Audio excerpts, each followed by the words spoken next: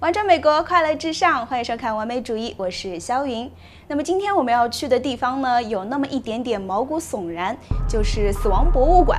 好像对于中国人来说有那么一点点不吉利，但是里面究竟怎么样呢？我们去一探究竟吧。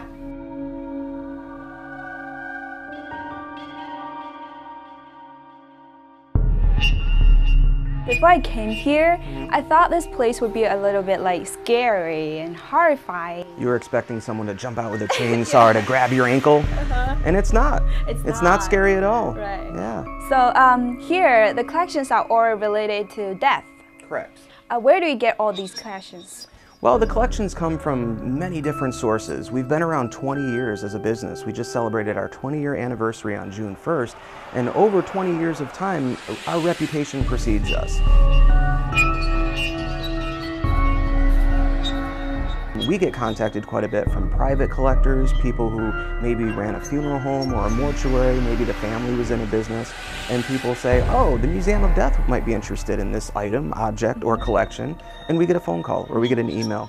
But then again, we also go out to estate sales, yard sales, garage sales. Everyone has a skeleton in their closet, and sometimes that is literally true. It's interesting, and a lot of it is a part of American history that we just don't really see anymore. Everybody dies, right? It's a fascinating part of life that some people choose to ignore or turn a blind eye to, but it's really fascinating once you delve into it and kind of explore some of the different facets and avenues. We have a whole room dedicated to the funerary industry. That covers everything from antiques from funeral homes and mortuaries, embalming equipment, antique wicker caskets, matchbook covers from around America of funeral homes, mortuaries. The Museum of Death also features a varied skull collection, both human and animals. So from the tiniest creatures to humans and bigger. So here in the California Death Room, we feature a very large display on one of America's most infamous criminals, Charles Manson.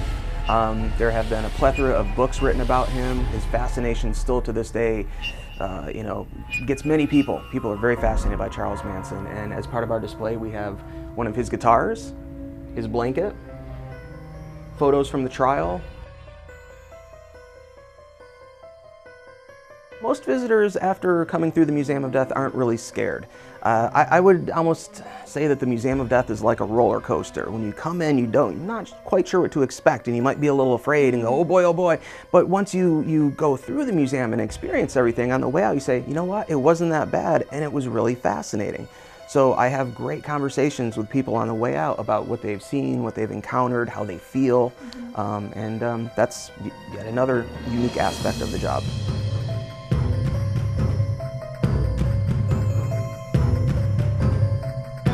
Another display in the Museum of Death is cannibalism.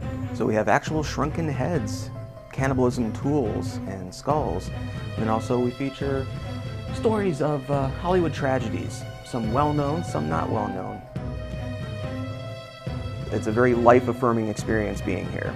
Every day it's put into perspective that we're mortal, we're not here on this earth forever. Life is what we make of it. And that's the way I like to go through life, live every day to its fullest while you can, because you never know.